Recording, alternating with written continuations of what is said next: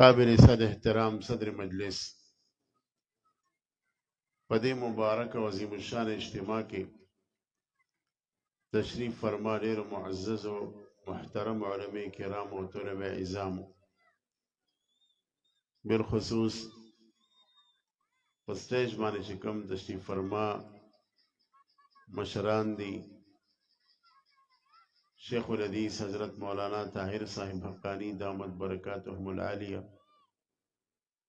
جناب مولانا عاصم صاحب، جناب مولانا حنیف صاحب او زمون د دې ټول خیبر پختونخوا خطیب فضیلت الشیخ خطیب عبدالخطیب جناب حضرت مولانا قاری اکرام الحق صاحب دامت برکاتهم العالیہ ومد الله ذلهم العالیہ علینا.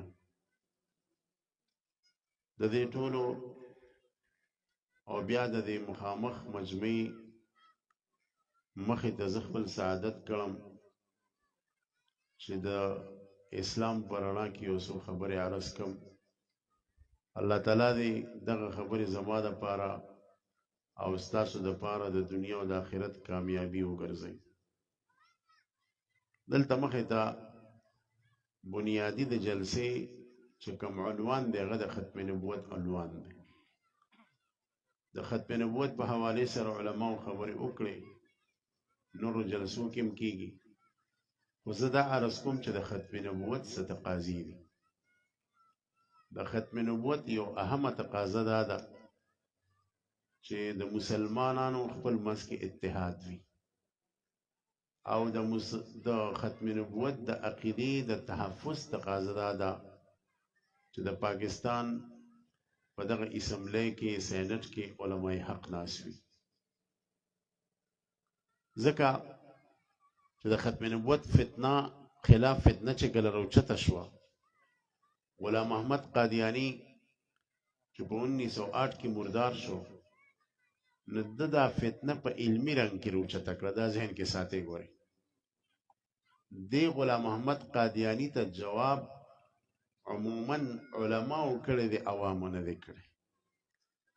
د دې کتاب دی روحانی خزائن چې اصل کې د شیطانی خزائن 60 جلده کې او سیرت مهدی لیکلی دی او نور لیکلی دی. په هغې کې چې کم د غول غوشان خوړلی دي او کم ناروای ویلی دي، خو هغې په داسې انداز کې پیش کړي دي چې هغې نه عوام مرعوبه کېږي. لکه ګندګي دې په پریډ کې واچوله، د پاسه دې پې قلایي ولګوله او په داسې انداز کې دې پیش کړه خلکو ته چې دا یو کیک دی، دا مټایي ده او منځ کې هغې ګندګي. نو غلام محمد قادیاني دا چل کړی و. نو د ده د دغې خبرو د بربنډولو دپاره او د ده د دغې اعتراضاتو د جواباتو دپاره په میدان کې د ټولو د مخکې څوک و؟ تاسو ماته ووایئ علما. پاکستان کې چې کله زموږ د مملکت خداداد پاکستان جوړ شو، نو دې خطرناکې فتنې چې د کینسر نه زیاته خطرناکه ده، د خپلو پنجو خښولو یې پوره کوشش کړی دی. د پاکستان اول وزیر خارجه دا یو نام نهاد خطرناک پیټي بند قادیانی و چې ظفر الله خان یې نوم، او دو پوره دا کوشش کړی چې دا پاکستان اغوا کو د قادیانانو سټیټ تی جوړ کو. دغه علما را پاسې او د قادیانیت د خطرناکه فتنې په ځای باندې ودرولو، په ټپو یې کېنولو او ګوډه یې کړه، په خپو باندې شله کړه، تر دې چې الفضل ما شهیده به الاعداء چې دشمن په خپله دا ګواهي ورکړه چې پاکستان کې علما وي، نو زموږ د خپې د کېښودو ځای هم نشته. چنانچې د دې ملعونینو موجوده مشر چې دی مرزا مسرور لعن الله علیه، چې کله د جرمني انګریزانو په غیږ کې ناستی، کله د انګلستان په غیږ کې ناستی، او یو بدنامې زمانه انسان دی. هغه نه چا تپوس وکړه چې پاکستان کې ستاسو خدوخال کیفیت څه دی؟ جواب کې ورته وایي دا خبره په ریکارډ ده او تاسو هم کتلي چې پاکستان کې تر څو پورې علماي نو زموږ ځای په پاکستان کې نشي جوړېدی. دا د دې واضح دلیل دی چې د دې خطرناکې فتنې کو مقابله کوي نو علما به کوي. او د ټولو نه غټ دلیل چې په 1974 کې د پاکستان په پارلیمنت کې د ټولو ممبرانو په نسبت باندې اتفاقی چې دا کفار وګرځولی شو، زنادقه وګرځولی شو، اقلیت د خطرناک فتنه وګرځولی شوه، دا په جدوجهد د مفتي محمود صاحب سره او د علماو د یو غټ ټیم په ذریعه سره. عوام هم په دې علماو پسې روان دي. دغه عوام د دې علماو مټې وي، دغه عوام د دې علماو لاس او خپې وو، د دې طاقت و. نو د دې هغه دعاګانې ورسره د دې جدوجهد او شاته زور او د علمای کلمې حق ایستلو او هغه 1974 کې قادیانان خلاف د علماو چې یو کامیابه مناظره وکړه، چې دا مناظره 15 ورځې جاری وه. مفتی محمود صاحب رحمت الله علی، علامه یوسف بنوري صاحب رحمت الله علی، امام الشهدا حضرت مولانا سمیع الحق صاحب رحمت الله علی، او دا غینه علاوه شیخ الاسلام حضرت مولانا مفتی محمد تقی عثماني صاحب اطال الله بقاه بخیر وعافیه، او نور شیخ الحدیث حضرت مولانا عبدالحق صاحب رحمت الله علی، او د نورو مکاتب فکر او علما هم رايوځې شو او د دې فتنې خلاف اوازې ولګوله، او هغه مناظره مکمل شوه. په 4 جلدو کې مناظره صرف چاپ شوې ده، عام طور ملاویږي زموږ د مردان ختم نبوت دفتر کې مشته، او هغه تمام مناظره رویدات موجود دی چې دغه علماو په جدوجهد سره چې کوم دی قادیانیان الله پاک په پاکستان کې ذلیل کړو او د اقلیت قرار شو، او د دې په پاکستان کې د یو انچې ځای پاتې نشو، نه حق پاتې شو. دا د چا په برکت؟ د علماو په برکت. کو دا علما په اسمبلی کې نه وي، نو د عوامو کار نه و چې دې قادیانان چې دې کافران کړي وي یا قادیانان د پاکستان نه خارج کړي وي، د عوامو دا کار نه. د عوامو خو د په ظاهري صورت دونه دوکه شوي وی، کله چې د بټو په دور کې میرزا ناصر چې د قادیانانو ملعونینو مشر په دغه وخت کې هغه د خپل جبې سره او دستار سره داخل شو او هغه دوکې سره داخل شو، نو د پارلیمنت ټول اراکین وی چې وروره دا سړی به څنګه کافر ثابتو، دا خو ځان له غټ پټکې والی دی، غټه ګیرې ده، غټه جبې ده، او د مخ نه لوشنې موشنې به ډېرې مګلې د مخ نه نورانیت خیجیه، دې سړي ته به څنګه کافر وایو. او مفتی محمود صاحب رحمت الله علی دا د علم غر، د علم جبل، د تقوا غر، شاته د علامه یوسف بنوري صاحب هغه علم او تقوا، شاته ورپسې د حضرت مولانا عبدالحق صاحب رحم الله علم او تقوا،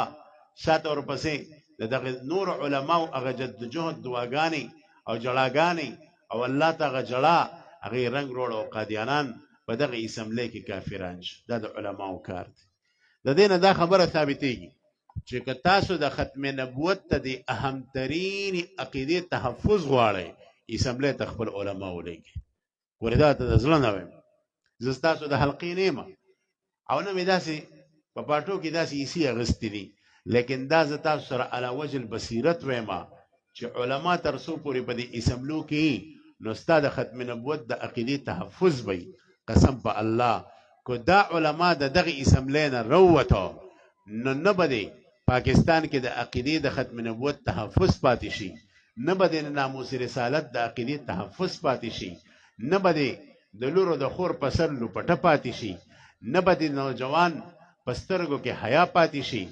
نه به د پاکستان کمانا کیا لا اله الا الله والا مطلب پاتې شي. دا پاکستان باندې د تمامي دنیا نه دا زور دی چې دا سیکولر ملک جوړ کړي. ډېر ملکونه داسې دي چې هغو د علماو هغه مشري ونه منله، علما یې رسته کړو، نن هلته صرف د اسلام نوم پاتې دی. په خدای یقین وکړئ، زه یو اسلامي ملک ته لاړم، هلته په مدرسو پابندي ده. زموږ د پاکستان علماو د وفاق یو شاخ کلو کړی، د وفاق په طرز کتابونه پړاو، او مدرسې چې کلو کړی وه په غلا یې کلو کړی وه، ښکاره به ورته طالبان نشو تللی. په یو تجارتي بلډینګ کې دننه مدرسه هغه علماو کلو کړی وه، پاکستان علماو، څه د هندوستان علماو، او د هغې مدرسې د پاسې د مدرسې بورډ نشو لګولی، دا جرم و. د هغې د پاسې د یو تجارتي کمپنۍ بورډ لګولی و. هغو ما ته وایي چې د سهار نه ماسپښین پورې پکې د جینکو د طالباتو سیکشن چلیږي، او د هغې نه پس چې د هغې چوټي وشي نو د مازدیګر نه ماسخوتنه پورې پکې د هلکانو سیکشن چلیږي تر دورې پورې مدرسه وه او وي کومې جینکۍ چې د مدرسې ته راځي په برده کې راځي خو هغو د دوه نه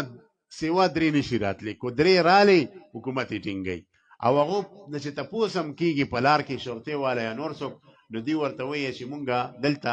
بزنس دپاره راځو دلته د جاب دپاره راځو مدرسو سره زمونږ کار نشته نو بیا یو جینۍ مدرسې ته داخلیږي نو چې په ګنټه نیمه کې کلاس ډک شي نو بیا ورته اساتذه چې دي په لوډ سپیکر باندې سبق ښیي هغې چې لاړ شي بیا په دویم ټایم کې د هلکانو شپ شروع شي او بیا څه سبقونه پکې د دورې چې سیوا شي د شپې 2 بجې پکې پیریډونه وي په داسې انداز چې د چا په شک رانه شي او موږ ته خو چې مخې ته 100 او 200 طالبان ناست نه یې نو د خولې خوند هم نه ماتېږي هلته تاسو ته پته ده په یو کلاس کې څونه طالبان ما ټول کلاسونه وکته په ثانیه کې 2-3 طالبانو او په ثالثه کې 2 طالبانو او په خامسه کې 2-3 په دوره کې 4 طالبانو کو 4.5 طالبانو بس داسې طالبانو دا د هغه مدرسې حال د ملک ټیټ اسلامي چې دی پکې مسلمانان لیکن د علماو او مشري تسلیم نه کړه هغې رسته کړه نو د اسلام پکې دا حال شو او د تمامي دنیا څونه فحاشۍ چې دي هغه ملک کې موجود دي او د تمامي دنیا نه د فحش کارونو دپاره د یورپ نه خلک راځي او هلته فحاشي کې ستا په د اسلامي ملک کې ولې د علماو مشري نشته خدای قرآن ته وګورئ زه د علماو ته ویم زه د طالبانو ته ویم زه د عوامو ته ویم چې د اسمبلۍ ته صحیح علمای حق ولېږي دا خبره ډېره پوچه خبره ده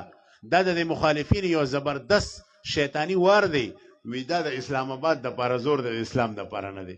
بیوقوفه په دې ظاهري اوازونو باندې ګورې ځان مه دوکه کوه او دا ته چې کوم اواز لګې دام د کفر د طرف نه ستا په ذهن کې اچولی شوی دی په خدای یقین وکړئ چې دا علما تاسو بیا ستاسو علاقه کې شیخ قاسم صاحب رحمه الله حفظه الله غونته شخصیت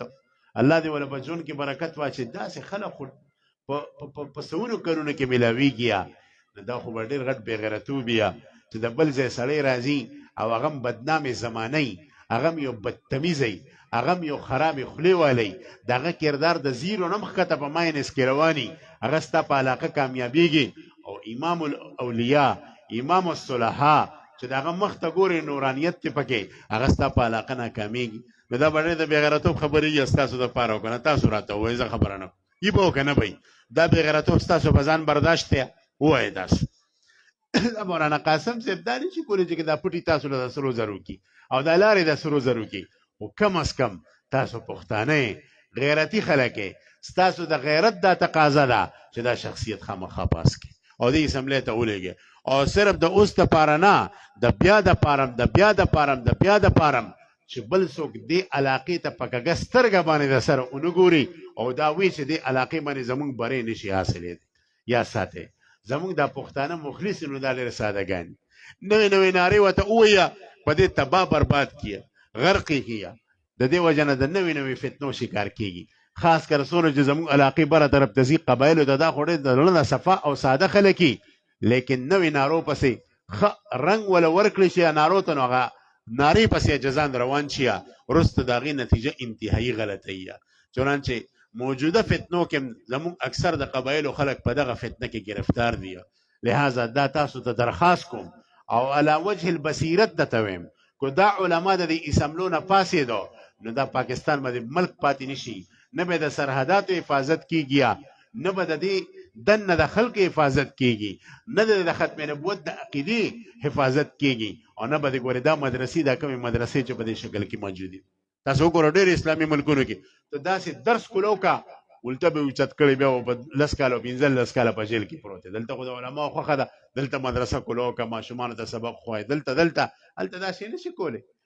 دغه اسلامي ملکونو کې کو د مدرسې کولو کړی اوچتۍ دی بیا به دې پته هم نه لګي ټول عمر خپل بچی ته چې کوم دی اسلامي سبق نشي خولی قرآن ورته نشي خول شیخ الاسلام حضرت مولانا مفتی تقي صاحب یو پیر عراق ته لاړو چې کله عراق ته لاړو نو هلته وي زه ډېرو غټو پروفیسرانو د یونیورسټو لیکچررانو سره ملو شم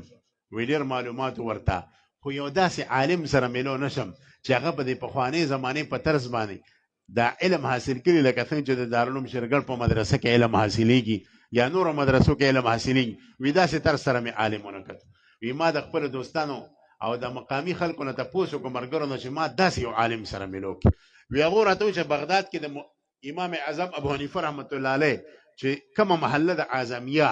التغه پیدا شي او قبر ملته دی وی د دې شاته یو عالم دی چې په بخوانه طرز باندې سبق ویل نو حضرت فرمایي چې زلاړم دغه ملاقات چې کېناستم او وخت د نوجوانو ما وی زینه پیژندم ما نه تاسو کې د کم ځای راغلی وی ما ورته پاکستان نه علمي خبرې شروع شوې وی ما ته وی چې تاسو څه پڑھاوئ وی ما ته د خپل کتابونو نمونه واغسته چې شرع تعذیب وای نور انوار وای اصول شاشي وای چې کم زمو په مدرسو کې کتابونه لوستي شي